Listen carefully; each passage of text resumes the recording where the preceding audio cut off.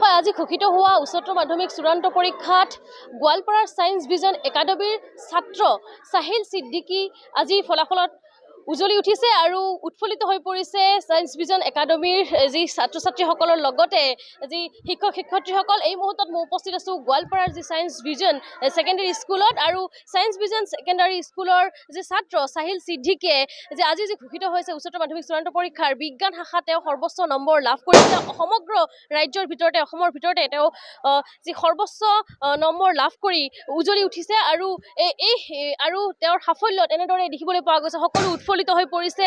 বিদ্যালয়ত উপস্থিত আছোঁ, বিদ্যালয়ৰ ছাত্ৰ ছাত্ৰীসকল আছে, এনেদৰে সকলোৱে উৎফুল্লিত হোৱা পৰিলক্ষিত হৈছে।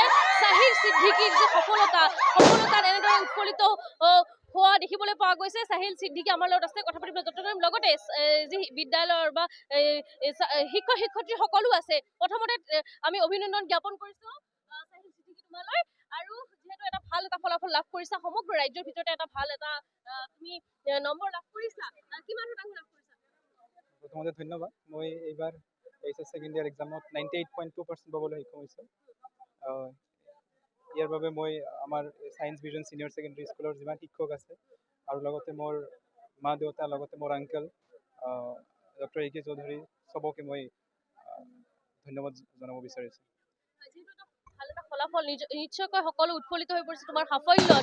সকলো ছাত্ৰ ছাত্ৰীৰ লগতে বিদ্যালয়খনৰ ছাত্ৰ ছাত্ৰী সকলো উৎফুল্লিত হৈ পৰিছে। এই যে তোমাৰ এই যে ফলাফল, এই ফলাফল কিমান কষ্ট কৰিছিলা? একচুৱেলি এক্সট্ৰা অৰ্ডিনেৰী একো কৰিব নালাগে। শিক্ষকে যিমানখিনি কৈছিল সিমানখিনি কৰিছিলোঁ। ৰেগুলাৰলি পঢ়িব লাগে আৰু টেক্সট বুকখন পঢ়িব লাগে, ইমান এক্সট্ৰা একো চাই লাভ নাই। আৰু ফাঁকি দিব নালাগে মষ্টলি, কাৰণ বহুত ষ্টুডেণ্টে কয় যে তেওঁলোকে পঢ়ি আছে বাট নপঢ়ে, সেইখিনি। যিহেতু তুমি ইয়াৰ পূৰ্বে যিহেতু হাইস্কুল শিক্ষান্ত পৰীক্ষাত, ইয়াৰ 2 বছৰ আগত যিহেতু হাইস্কুল শিক্ষান্ত পৰীক্ষাতো তুমি ষ্টেণ্ড কৰিছিলা। হয়, মই 8th ৰেংক পাবলৈ সক্ষম হৈছিলোঁ। 8th ৰেংক পাইছিলা। এইবাৰ যিহেতু ৰেংক চিষ্টেম নাই, কিন্তু তুমি ভাল এটা নম্বৰ লাভ কৰিছা। ৰেংক চিষ্টেম কিন্তু নোহোৱা কৰিছে, সেই বিষয়ে কি ক'বা?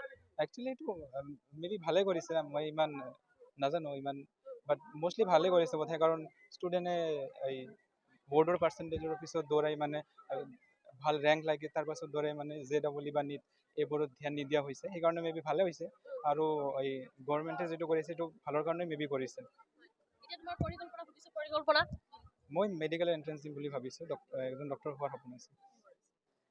যিহেতু ছাত্ৰ ছাত্ৰীসকল আছে, লগতে শিক্ষক শিক্ষয়িত্ৰীসকলো আছে, আপোনাৰ ওচৰত আহিছোঁ। যিহেতু আপোনালোকৰ বিদ্যালয়ৰ পৰা বা আপোনালোকৰ যি ছায়েন্স ভিজন একাডেমীখনৰ পৰা সুন্দৰ এটা ৰিজাল্ট লাভ কৰিছে, অসমৰ ভিতৰতে নম্বৰ লাভ কৰিছে। হয়, মই তাৰ as a principal of this institution, as a teacher মই অতি আনন্দিত। আৰু আমি এক্সপেক্ট কৰিছিলোঁ যে সি যিহেতু মেট্ৰিকত ষ্টাৰ্ট কৰিছিল, আমি তেনেকৈ হিচাপত এটা গাইড কৰিলোঁ সি যে এনেকুৱা এটা ৰিজাল্ট কৰিব, আৰু সেই হিচাপত আমি ফলাফলটো পালোঁ। সি 98.2% পালে, সাহিল সিদ্দিকী। চাগে আমি এতিয়ালৈকে গম পোৱা নাই, চাগে এইটো আছামৰ ভিতৰত one of the best result হ'ব বা টপতে হ'ব লাগে। তাৰপিছত এই কলেজটোৰ পৰা আৰু এজনে ষ্টুডেণ্ট 96.7% পালে, মিছ শ্বাহনাজ ৰহমতুল্লাহ, আৰু এজনে পালে 96 সামিউল, আৰু এজনে পালে 91% MD আশিক ইকবাল। আমি 2021ত যেতিয়া কলেজটো কৰিছিলোঁ, 21ৰ পৰা 23ত যেতিয়া আমাৰ ফাৰ্ষ্ট বেচ ওলাইছিল, 23ৰ ফাৰ্ষ্ট বেচত আমি গোৱালপাৰা ডিষ্ট্ৰিক্টৰ ভিতৰত, গোৱালপাৰা কলেজ চেণ্টাৰৰ ভিতৰত হাইষ্ট নম্বৰ অফ মাৰ্কছ পাইছিলোঁ, 91% পাই। সেই ল'ৰাটো ডাইৰেক্টলি GMC মেডিকেলত দি আছে, আৰু সি নীট স্ক'ৰ আছিল 644। আৰু ছেকেণ্ড ইয়াৰতো আমাৰ 89.2% যিটো পাইছে আলফা ছানী, সি ডাইৰেক্টলি ইঞ্জিনিয়াৰিঙো পালে। আৰু থাৰ্ড ইয়াৰত আমাৰ হায়েষ্ট পাৰ্চেণ্ট পালে 98.2% সাহিল সিদ্দিকী। আমি আশা কৰি আছোঁ সি ৰিজাল্টৰ লগতে নীটো তেনেকৈ ডাইৰেক্টলি পাব বুলি আমাৰ এটা দীৰ্ঘ বিশ্বাস। লগতে আমাৰ বাকী ষ্টুডেণ্টো তেনেকুৱা 2-4জন তেনেকুৱা আছে, যে we are expecting that they will they have not come with the flying colors, but they will also score good marks in NEET, and we are expecting that they will get their seat in AIIMS. সকলো ছাত্ৰ ছাত্ৰীৰ লগতে উৎফুল্লিত হৈ পৰিছে। উৎসৱমুখৰ পৰিৱেশে বিৰাজ কৰিছে, সমগ্ৰ বিদ্যালয় চৌহদত এক উৎসৱমুখৰ পৰিৱেশ বিৰাজ কৰিছে। আৰু এগৰাকী ছাত্ৰী আছে, তুমি কিমান নম্বৰ লাভ কৰিছা? মই 96.8% পাইছোঁ। কিমান কষ্ট কৰিছিলা এই ৰিজাল্টৰ কাৰণে? আজি সঁচাকৈ সকলো উৎফুল্লিত হৈছিল তোমালোকৰ ৰিজাল্টৰ বাবে?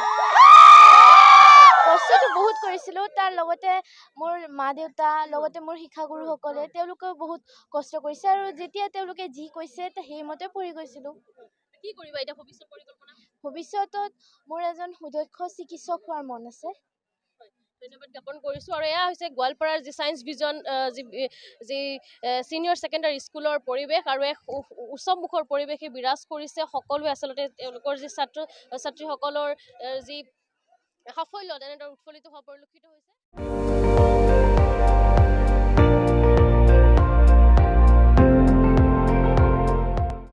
আপুনি চাই আছে ND24 সৰ্বশ্ৰেষ্ঠ নহয় সৰ্বোত্তমৰ দৌৰা